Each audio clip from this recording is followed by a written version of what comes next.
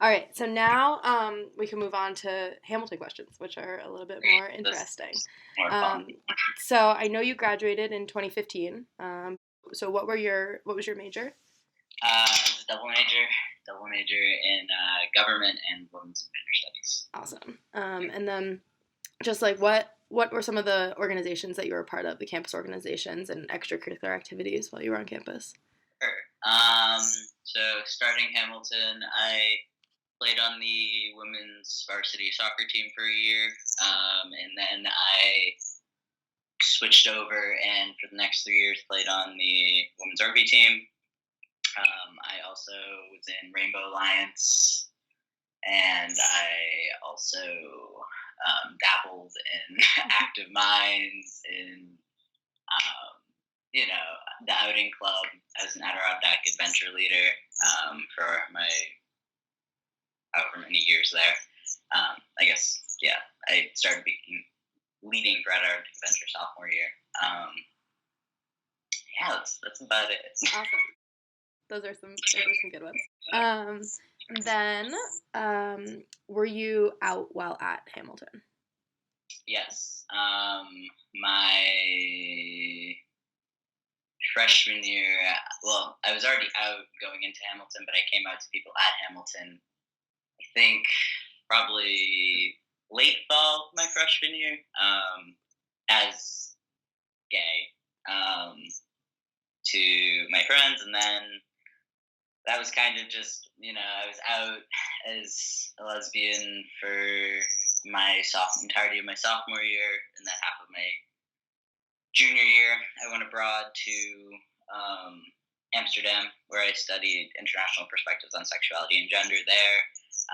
During that time was when I kind of started identifying as trans, and then upon coming back from Hamilton, so I guess for my entire senior year, I was out as trans. Okay. And how was that? Was that a hard transition to, transition of identity, I guess, starting and then. Yeah, sure. I think I found actually coming out as well in different ways. I think it was harder for me initially to come out as queer the first time around at Hamilton, just because I don't know. It was 2011, which like doesn't seem that long ago, but I feel like it was a very different time. Yeah. In terms of knowing queer people, queer acceptance, and all that. And I also had just come from a relatively conservative area where I grew up, so it was like that was a little more nerve wracking. And also, you're trying to make friends. Your freshman year, you're a little nervous of what people are gonna think and all that. My senior year, it wasn't difficult to kind of proclaim that I was trans. It was difficult to get people to listen Right. and actually use the correct pronouns, and not just kind of like hear it and then kind of never talk about it ever again, as though I'd never said it to them. Absolutely. So that was kind of, I'd say, the experience I had coming out as trans was more that people didn't necessarily take it either seriously or they didn't know what to think, so they didn't really like touch on it at all. Yeah. Will you talk a little bit more about the climate on campus, I guess? You did a little bit in 2011, but kind of it seems like you saw some shifting while you were on campus, so if you want to talk about that. Yeah, I think when I started Hamilton in 2011, I think I knew maybe like 2 queer people on campus. When I'd go to Rainbow meetings, I think there was like, we averaged probably like 8 people at a meeting. Wow. Maybe something like that. And when I joined the rugby team my sophomore year, even I was dating a girl on the rugby team, but me and her, we were the only 2 people who were out on the team. And then by senior year on rugby, my entire class, save 2 people who were identifying as queer. And I remember going to a Rainbow meeting my senior year, and I think there were probably you couldn't even fit everyone in the room. There were so many people; it was insane. So I think it changed very drastically over my 4 years there. I mean, I think during those 4 years, that was at the time where a lot of huge changes were happening. Both in politics and culturally. It was like, I don't know, Lady Gaga was popular and all that stuff, and all the political things are happening, like with DOMA and um, marriage equality and everything. So Right. I think that you definitely start to see a lot more queer kids on campus, and I think it was a combination of people coming out on campus, and then also a lot of kids, coming, from more accepting high school experiences, already being out and coming to Hamilton already out. Yeah. I have seen a big shift too in my 4 years. Yeah, yeah, It's pretty cool. it's very cool. All right. Could you talk, kind of expand a little bit more on, like the personal hardships that you faced, because of your identity? I know we just did a little bit, but that's Yeah. I mean, in terms of like Hamilton's campus specific, I think the biggest thing that I would experience was people not using the correct pronouns, even though I would tell them many times what my pronouns were. That was always difficult, a difficult sell for people. And just generally, not respecting my identity and those sort of things. I was involved with the whole when we started the whole gender neutral bathrooms initiative. So I mean, that was a thing, but I wouldn't consider that to have been a particularly hard process. Some of the most difficult experience that I've had being trans, actually stemmed from when I was abroad in Morocco. I got kicked out of a bathroom once because they didn't think I should be in there. And some verbal attacks, I suppose. But Hamilton's campus has always been, I think, if ever not, I never explicitly, unaccepting. I think I found that, any times that I ever felt, something was difficult, it was usually more kind of below the surface, uncomfortable, right. people being uncomfortable with it or not, knowing what, it meant. Like, I think the one example I can think of where there was explicit kind of like transphobia was I was at a rainbow meeting my fall of senior year, and I don't, and one of the leads, like people on the executive board at the time, was talking about how there aren't any trans people on our campus. After I had just, we'd gone around and introduced ourselves, and I just said I identified as trans. My pronouns are like not 5 minutes before, and so I just kind of made eye contact with him, kind of with like a questioning, like, dude, really? Like, what? And he, in an effort to kind of clarify, said, oh no, people who are actually transitioning. Oh my god. Yeah. Whoa. Super. Yeah, Wow. it was a lot, and I was like super annoyed and pissed off. I think I left the meeting or something, but that's, I'd say, the most explicit transphobia I've ever experienced on Hamilton's campus. Yeah.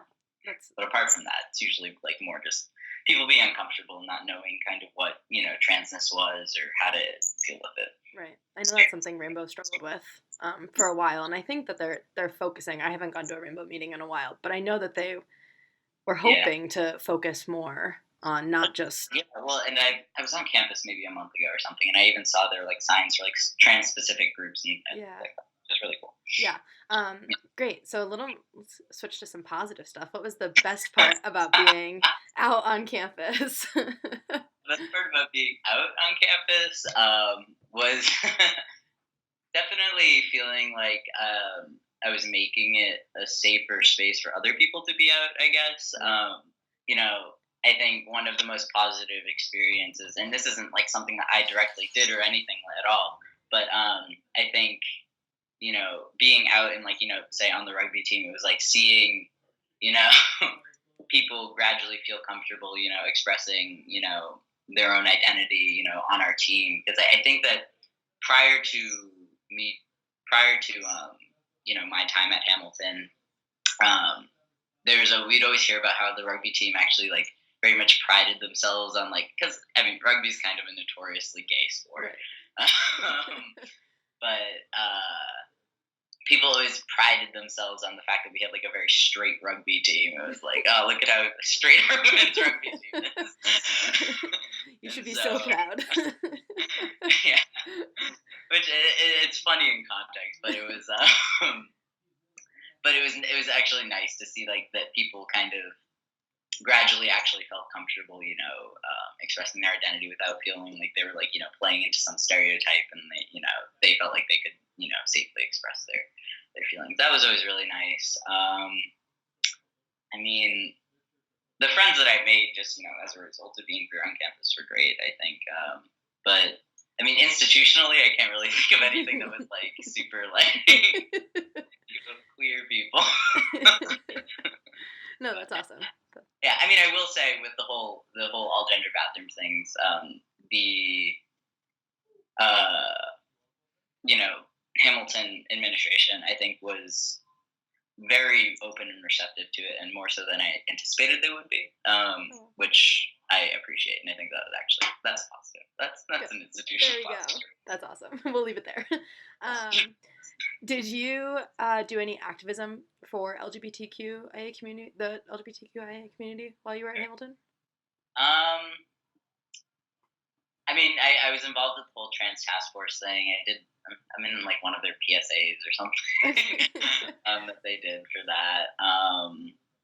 And I mean, I definitely did activism surrounding queer things and more just like feminist things, just as being a women's and gender studies major. I think a lot of like our projects and things like that often had an activism component to them. And typically we're pretty intersectional, so would fall into kind of, some sort of queer lens in some way. I obviously, did things for Rainbow Alliance, like helped, set up events and things like that. But other than those things, nothing like super explicit, I would say. Yeah. So like nothing really like off campus or anything. That was the next question is you did any activism off campus? Off campus, I think every internship I did was for a queer nonprofit. So I interned for Family Equality Council between my junior and senior year, which is a nonprofit based in Boston, and they basically work to support LGBTIQ headed families. So, parents that are queer, essentially queer and trans. So I worked with them for 3 or 4 months, which was really great. My sophomore year, I did it. Between sophomore and junior year, I did some volunteer work with Planned Parenthood, doing things related to their queer focused programs as well as non-queer focused programs. And yeah, I mean, like in sense, Hamilton I have as well, but those were like 2 things that I did off of Hamilton's campus that I guess were active. That's awesome. That's good. Those were the Hamilton specific questions. So the next set of questions are just general sexuality and gender questions. So what impact did the way the next 4 questions are phrased is it starts with what impact did coming out or being LGBTQIA have on blank. So that's just a preface. So the first one is what impact did it have on your work life? What impact does it have on my work life? Yeah. Well, working here, not very much. Yeah. If I happen to work in an extremely LGBTI inclusive environment, probably by design. I sought that out, yeah. And it makes my life a lot easier. I am surrounded by queer people every day. But I mean, obviously it's a little different. Like I'm the only trans person in my office right now. And so, there's like the occasional time that, I'll get misgendered or something, which can be, frustrating sometimes. But overall, I mean, it's overwhelmingly so supportive. I can't complain at all. I think that maybe in other situations, it's had more of an impact. Like, I mean, in side jobs, that I've had, in the past, it's definitely been more of an impact. Like, I used to work in, not retail. I used to work as a cashier somewhere, and that was definitely where I experienced a lot of being treated differently. And I mean, this happened outside of work as well, but an older man, you know, prior to when I started, you know, physically transitioning would mistake me for a young boy and then get really confused and then like we'd have a really uncomfortable conversation and it would just end with him like not knowing what to do and apologizing a lot. I got that a lot. And asking why I wasn't in school. But I wasn't in high school. In disbelief when I told them after graduating college. So a lot of those. And then yeah, a lot of that kind of stuff. Mostly nothing, you know, too difficult. But I think that's mostly because I put myself in a position to be in LGBTQIA inclusive environments most of the time. Yeah, I was reading a little bit about your organization before we did this. This seems pretty awesome. It seems like a good place. It's pretty wonderful. Yeah. Great. So then the next one is, what impact does being out have on your family life? Sure. So in terms of family life, I guess coming out as queer, I think had more of an impact actually, almost than coming out as trans. Funny enough. Yeah. I came out as I was out to my friends and family going into college. I mean, my friends going into college, but I wasn't out to my parents or my family. I only came out to them in like the spring of my freshman year, and I did it over the phone. And my mother did not react well. I believe her words were, "You should go and see a counselor about that." She didn't really know what to do. Yeah, I mean, and I think that has a lot to do with, you know, her, you know, image of what my future was going to look like changing, and you know, her having a picture of, you know, what I was going to do, and you know, get married to a dude and all that kind of stuff. And so she had a hard time with that, but she eventually came around. Obviously, you know, it maybe took her probably, you know, 6 to 8 months or so, and she was fine with it. And I think that was a lot of that. Her coming around to it also was because, you know, while I wasn't particularly, you know, feminine of center, I wasn't like super at the time gender nonconforming looking. I was pretty, you know, I could pass as straight, I guess. Yeah. So she didn't have to explain anything to her friends, which I think is helpful. Or it was helpful for her. So then when I started dressing significantly more masculinely and presenting in a very gender nonconforming way, I think my junior year in college and then going into my senior year in college before I was out as trans, that was a really hard time for my family. Because they thought I was dating somebody at the time, and they thought that, you know, the person I was dating was a bad influence on me because this was like how I was dressing all the time. They thought that naturally the person I'm dating is telling me to dress like this. And so that was hard. But I think once I came out as trans, and this is kind of terrible, but I think there's some truth to it. I think it became easier for them because I think they can kind of more cleanly place me into like heteronormative life.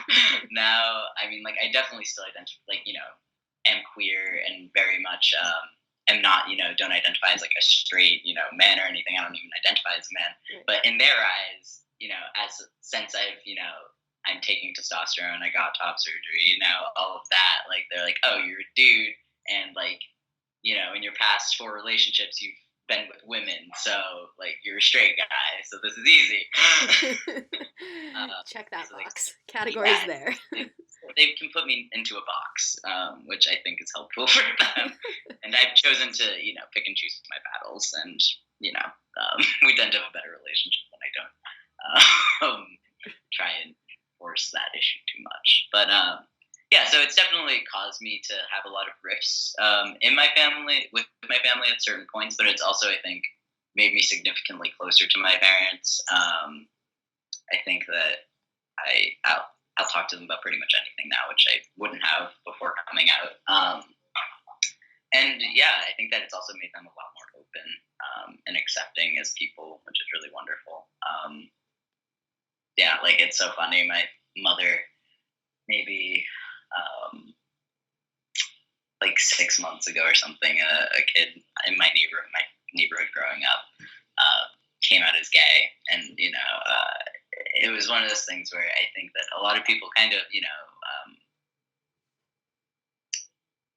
knew that he might be gay, and I think he was out to some of the kids not in the neighborhood, and so, but his mother wasn't particularly accepting, and she was like, God, she's just so behind in the times. And I was like, yeah, Mom, imagine someone thinking that at one point. That's crazy. Imagine that, Mom. Mom, you should go over and bake her a cake or something and talk to her. Welcome to the family. So that was very funny. That's awesome.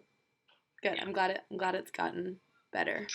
Yeah, absolutely. And I think, grandparents and all of that are totally different thing. My grandmother doesn't even know that I'm trans, which is a fun addition to the whole dynamic. Yeah.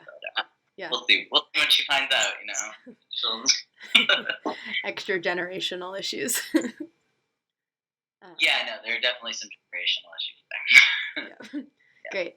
So the next one is, what impact does being out have on your social life?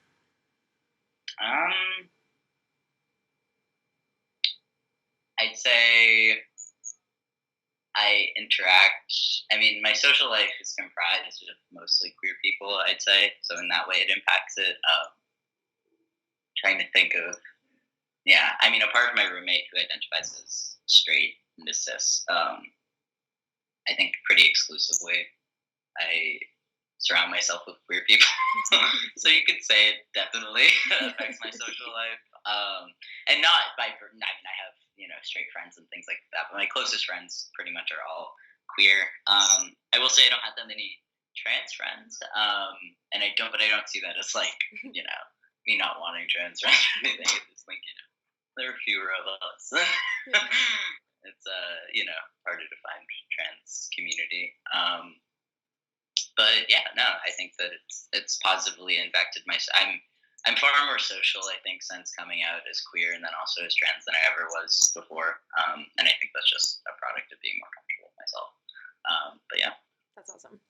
And I know you mentioned a little bit about religion before, but the next question is, what impact does being out have on your spiritual life?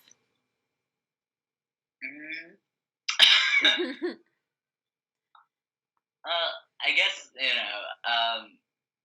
everything, but also nothing. I think that obviously, the Catholic churches up until, very recently, and even still related to trans things, has not been the most inclusive. At least, if you're, taking it as, the Pope and that sect of Catholicism. I don't know about, other subsects of Christianity. But Catholicism has always been particularly, not particularly inclusive. So, obviously that colors my, picture of Catholicism. But I will say that I was never particularly religious, even when, I was going to church. It was mostly just because my parents took me to church. I always found it very boring. So I think that I would not go back to Catholicism for the reason, the former reasons of it not necessarily being particularly inclusive, but I don't think it'd affect me being queer necessarily, change kind of the direction my religious life took. I don't think I was ever going to be religious, even if I was straight and cis. It's completely understandable.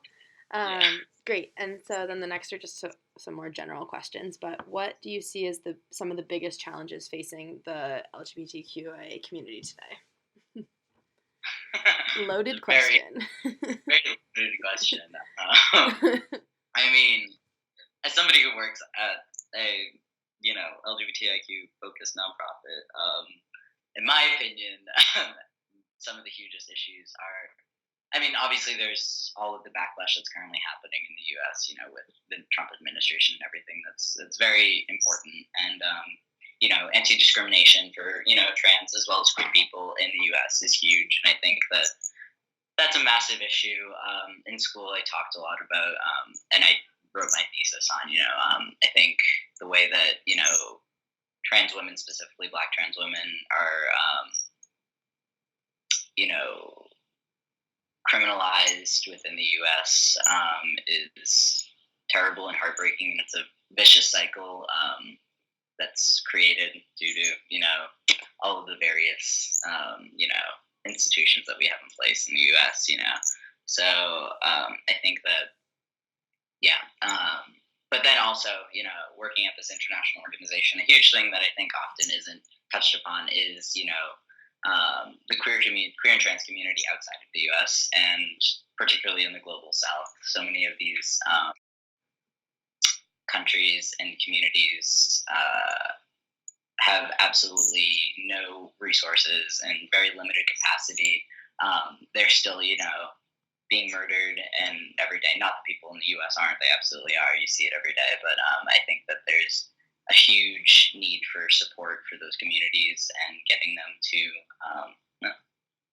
I have no idea what I would say.